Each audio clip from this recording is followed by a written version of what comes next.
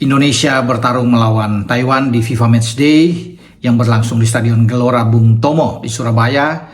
Dan kita sudah tahu bersama, tim Garuda kita menang dengan telak 6-0. Ini clean sheet buat tim kita, dan sudah diprediksi sejak awal bahwa secara kualitas kita memang di atas, apalagi kalau bicara peringkat kita jauh di atas Taiwan, dan kita wajar layak untuk bisa menang dalam pertandingan ini. Keterlaluan kalau sampai kita kalah menghadapi Taiwan, apalagi kalau kita bisa melihat sama-sama kan di semua aspek tim asuhan Patrick Kluivert ini unggul melawan Taiwan.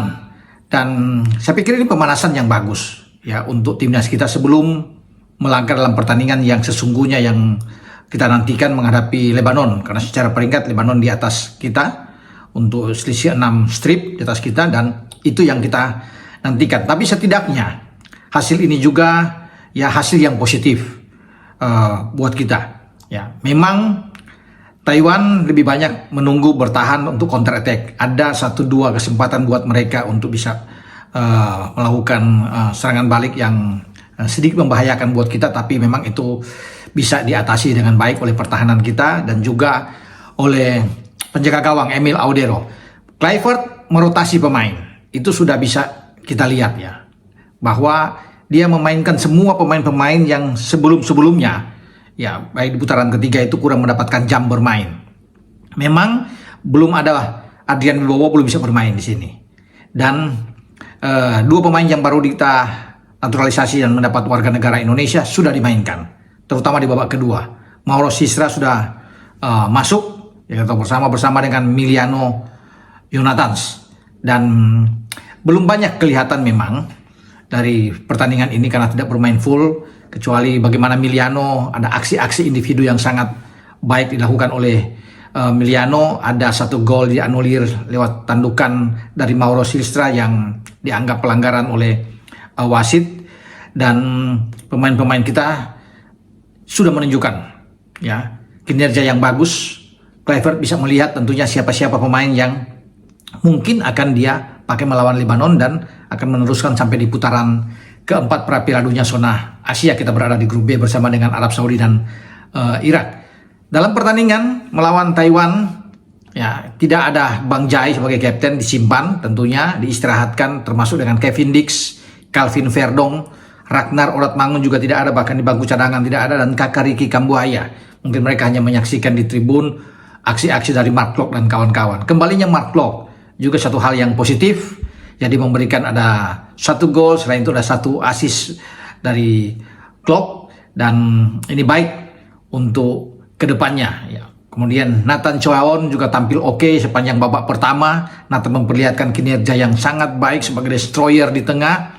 Ini oke, walaupun kita tahu bersama bahwa di lini tengah itu akan menjadi milik bagi Tom Hae dan Joe Pelupesi. Tom Hae masuk di babak kedua. Ya, ada banyak pergantian. Selain ada Mauro dan Miliano masuk, Marcelino juga ikut dimainkan, Sandy Walsh dimainkan di babak kedua. Kita bisa melihat semuanya, termasuk dengan Tom Hae. Ya, ada Vano juga ikut dimainkan. Semua dicoba ya, kecuali Dean James yang tidak dimain. Justin Hapner juga tidak dimainkan, tapi mungkin pertandingan melawan Lebanon Justin Hapner akan turun, karena ketika melawan Taiwan itu dalam segi formasi taktik itu agak berbeda. Kluivert memainkan dengan 4 back flat, di mana 2 pemain Persija itu ditampilkan, yaitu Rizky Ridho yang menjabat sebagai kapten ke-11, juga dengan Jordi Amat ya, yang bermain. Yakob Sayuri ada di kanan, kemudian ada Sain Patinama bermain di kiri, di tengah Nathan Choaon yang bermain Mark Klok di sana, dan Eliano Reinders. Kemudian Beckham ada di depan, Sananta dan Egy, sebelum ada pergantian-pergantian yang dilakukan. Ya, ini mungkin dicoba oleh Patrick Kluivert untuk dengan pola yang berbeda, walaupun kita kelihatan ada fleksibilitas di lapangan, perubahan dari 4-3-3 ke 4-2-3-1, karena Klok bermain dengan Nathan Choaon untuk lebih ke dalam sebagai 2 jangkar di sini, mendorong Eliano untuk bisa mendampingi Beckham dan Egy di babak pertama, dan ada striker tunggal nomor 9 yaitu Ramadan Sananta sebelum dia ditarik keluar dan Mauro Sisra dimainkan. Jadi 6 gol kita dapatkan, ada 1 gol bunuh diri tentunya dari pemain nomor punggung 16 Chao Mingxiu. Ya, ada ini, dan Sananta juga bisa membuat gol ya di babak kedua bersama dengan Sandy Walsh, karena di babak pertama kita sudah unggul dengan 4 gol setelah dibuka di menit-menit awal oleh tandukan Jordi Amat, dan ada gol bunuh diri dari Chao. Kemudian Mark Klok memberikan kita keunggulan 3-0 dan dilengkapi oleh Eliano Reinders. 4 pemain Persib semua dimainkan dan bermain dengan sangat baik dalam pertandingan ini.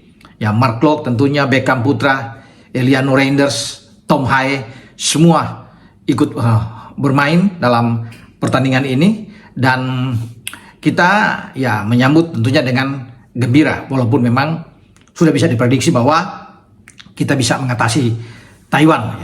Seakan-akan ya dalam tanda kutip sini Taiwan seakan berada kelas memang di bawah kita.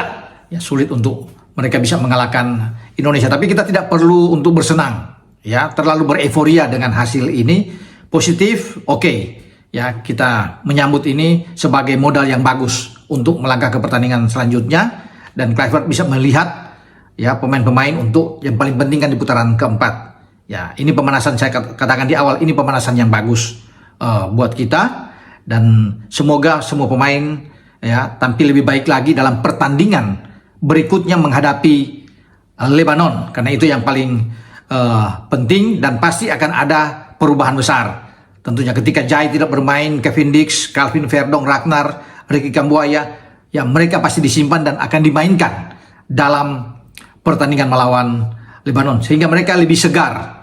Karena Kluivert berpikir bahwa itu pertandingan yang nampaknya sulit, karena pressing dari pemain Taiwan tidak kelihatan dalam pertandingan ini, sehingga kita lebih leluasa memainkan bola-bola, ya lebih menguasai di tengah. Memang kita unggul telak. Nah, mungkin melawan Lebanon ini agak ya ngeri-ngeri sedap tentunya yang bisa dilihat, sehingga ini menarik ya. Kalau ada memang tantangan dari pihak Lebanon yang lebih kuat tentunya kualitas dibandingkan dengan Taiwan, itu yang perlu buat kita untuk menghadapi Arab Saudi dan Irak. Kita perlu tim seperti Lebanon.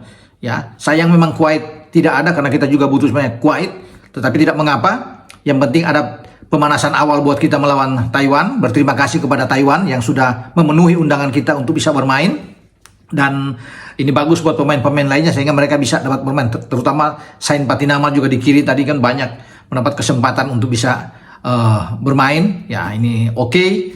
Eliano Reinders juga bermain memperlihatkan yang baik. Koordinasi di belakang di antara Rizky Ridho dan Jordi Amat oke. Tinggal untuk pertandingan berikut ya. Makanya saya bilang sekali lagi, kita boleh menyambut ini dengan bagus dan baik, tapi tidak perlu untuk ya berleha-leha, untuk terlalu bereforia lah ya, karena memang kita di atas Taiwan. Kita tunggu pertandingan yang menarik melawan Lebanon. Selamat untuk pasukan Garuda yang clean sheet dan bisa menang besar dalam pertandingan FIFA Matchday untuk laga pertama ini. Ya, itulah tadi ulasan dari Bung Ropan tentang kemenangan timnas Indonesia versus Chinese Taipei atau Taiwan dengan skor 6-0 di FIFA Matchday, serta debut manis Mauro Silstra dan Emiliano Jonathans. Meskipun belum mencetak gol, tetapi performanya sangat menjanjikan ya teman-teman.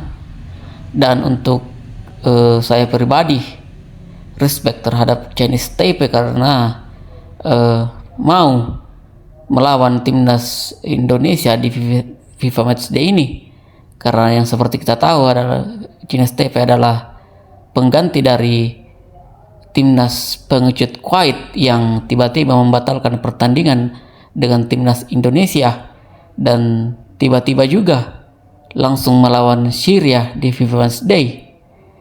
Ya, itulah secara singkat ulasan dari saya. Terima kasih.